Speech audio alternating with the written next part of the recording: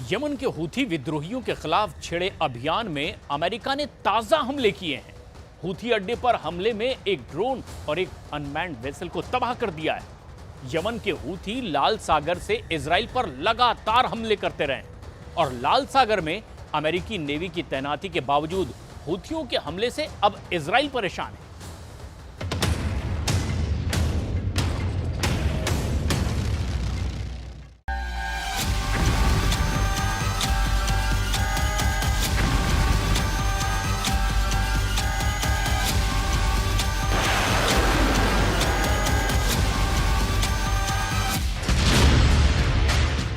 Houthi अड्डे पर America का बड़ा हमला।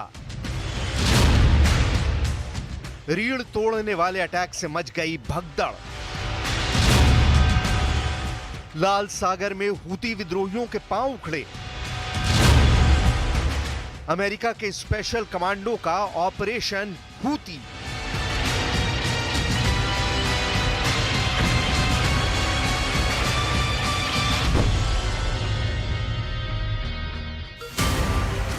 लाल सागर में आग उगलने वाले यमन के हूती विद्रोहियों ने अब तक ऐसे हमलों का कभी सामना नहीं किया था। जर्रा जर्रा तबाह कर देने वाले हमले ने हूती विद्रोहियों को छिपने पर मजबूर कर दिया है। यूएस सेंट्रल कमांड यानी सेंटकॉम के इस हमले में हूती विद्रोहियों का ड्रोन तबाह हो गया है और एक अनमैन्ड सरफेस वेसल बर्बाद हो गया है। कुछ वक्त पहले इजराइल की राजधानी तेल अवीव पर हूती विद्रोहियों ने हमला किया था। उसके बाद से ही कहा जा रहा था कि अमेरिका हूती विद्रोहियों को बख्शने वाला नहीं है। अमेरिका का हमला उस वक्त हुआ है जब लाल सागर में तनाव की स्थिति लगातार बनी हुई है। हूती विद्रोहियों ने पिछले हफ्ते 10 लाख बैरल तेल लेकर जा रहे जहाज को बारूद से उड़ा दिया। इस खौफनाक मंजर का हूती ने एक वीडियो जारी किया जिसमें उसके लड़ाके तेल टैंकर सोनियन पर चढ़ते और उस जहाज को विस्फोटक से उड़ाते हुए दिखाई दे रहे हैं। विद्रोही संगठन हूती के सैन्य प्रवक्ता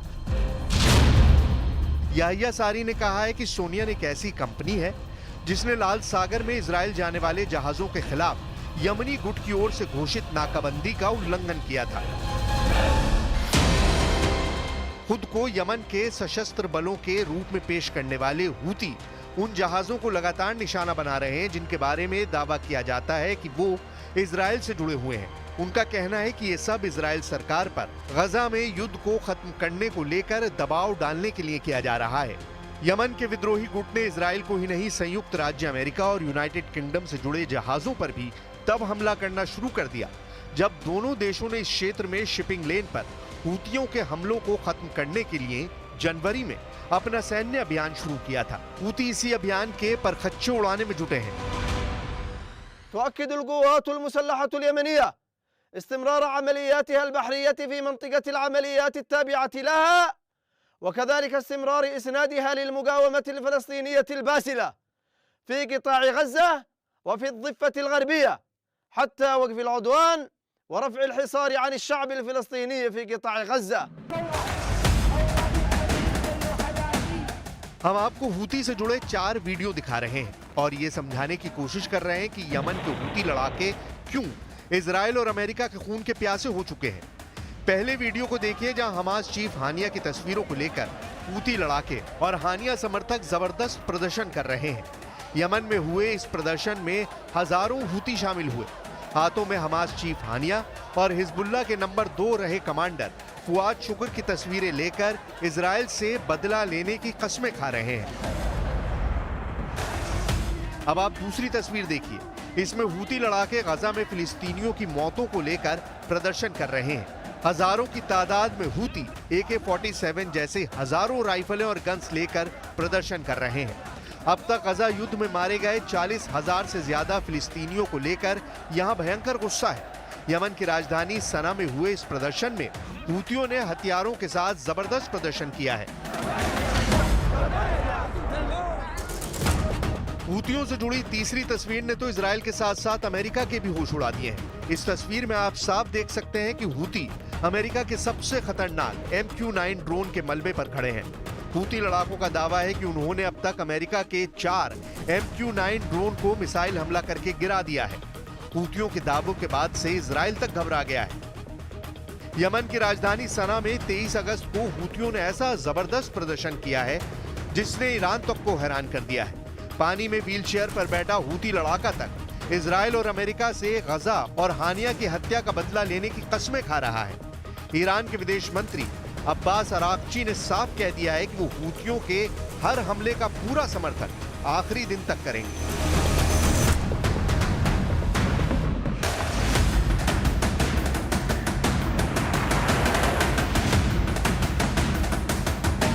हूती विद्रोहियों का आरोप है कि अमेरिका और ब्रिटेन ने मिलकर यमन के करीब 424 ठिकानों पर हवाई हमले किए हैं, जिसमें कई दर्जन यमन के नागरिक मारे गए हैं।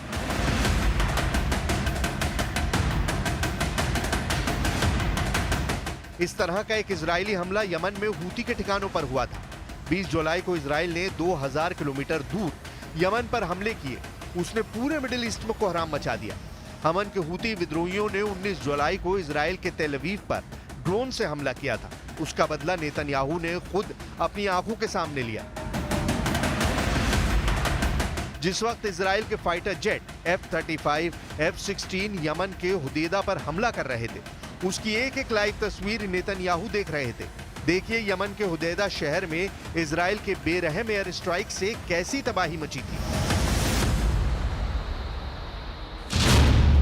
हुदैदा पोर्ट, तस्वीर नंबर 1। तस्वीर नंबर 1 देखिए। यमन के हुदैदा पोर्ट को इजरायली वायुसेना ने पूरी तरह से तबाह और बर्बाद कर दिया था। दावा किया गया था कि यमन के इसी पोर्ट पर ईरान से हूती विद्रोहियों के लिए घातक हथियार, ड्रोन और मिसाइलें आती हैं, जिन्हें इजरायली हमले में बर्बाद कर दिया गया। पावर स्टेशन, तस्वीर नंबर 2। अब तस्वीर नंबर 2 देखिए। इजरायली वायुसेना के फाइटर जेट्स ने हुदैदा शहर में मौजूद एक बड़े पावर स्टेशन पर भयानक हमले किए थे। पावर स्टेशन को मिसाइल और घातक बमों से पूरी तरह से तबाह कर दिया गया था। तेल डिपो, तस्वीर नंबर 3। तस्वीर नंबर 3 देखिए, जिसमें हुदैदा शहर में मौजूद एक बड़े तेल डिपो पर जबरदस्त हमला इजरायली सेना ने किया था। इजराइल के हमले में तेल डिपो में भयानक आग लगी थी। आग की लपटें 200 से 300 मीटर तक उठती हुई साफ देखी जा सकती हैं। मौके पर मौजूद सैकड़ों यमन के नागरिक इस बेरहम हमले से हुई तबाही का वीडियो बना रहे थे। यही वजह है कि अब हूती विद्रोही 20 जुलाई को यमन पर हुए इजरायली हमले का चुन चुनकर बदला ले रहे हैं और इसीलिए हूतियों ने ग्रीस के तेल टैंकर को धमाके में उड़ाया है। अब देखना होगा कि हूती के हमलों को रोकने के लिए अमेरिका के इस हमले का क्या असर होता है।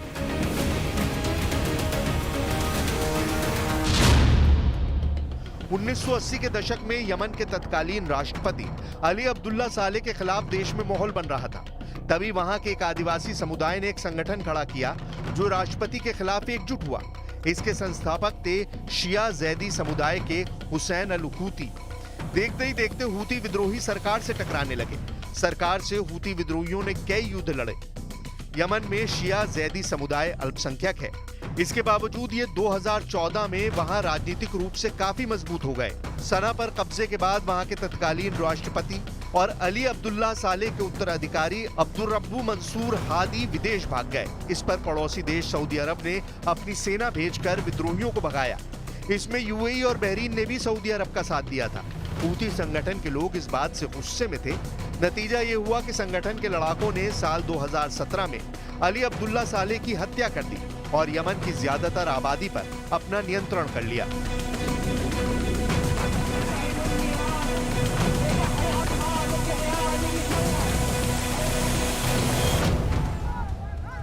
अमेरिका मध्य पूर्व में अपना वर्चस्व बनाए रखने के लिए तिकड़म करता रहा है, लेकिन अब मामला इजराइल का फंस गया है। इजराइल अरब वर्ल्ड में अमेरिका का सबसे बड़ा दोस्त है, क्योंकि इजराइल के अस्तित्व को बनाए रखना बिना अमेरिका के संभव नहीं है। लिहाजा इजराइल भी अमेरिका से दोस्ती निभाता रहा है। लेकिन फिलिस्तीन पर हमले के बाद हालात बदलने लगे हैं। इजराइल चारों तरफ से घिरा हुआ है। लेबनान के हिजबुल्लाह भी उस पर हमला करते हैं। हमास से तो वो जंग ही लड़ रहा है और लाल सागर की ओर से हूती इजराइल को तबाह करने पर तुले हैं। यही कारण है कि अमेरिका ने लाल सागर में अपने युद्धपोत भी तैनात किए हैं, जो हूती हमलों को रोकने के लिए हैं। लेकिन हूती बावजूद इसके इजराइल को टारगेट कर रहे हैं। नतीजा है कि अब अमेरिका को हूतियों के खिलाफ सीधी कार्रवाई करनी पड़ रही है।